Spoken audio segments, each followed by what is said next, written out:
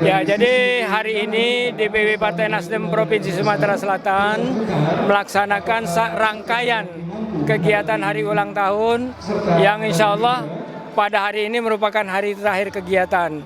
Makanya kita mengundang DPD-DPD untuk ikut bersama-sama melaksanakan lomba.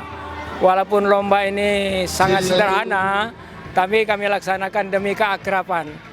Karena demi keakraban ini dalam rangka kita menyambut perjuangan kita sampai ke tahun 2024, cita-cita dari Partai Nasdem adalah sebagai pemenang pemilu. Untuk ke depan, Pak? Untuk ke depan ya secara berkesinambungan kita terus melakukan perjuangan-perjuangan ke bawah, konsolidasi ke rakyat.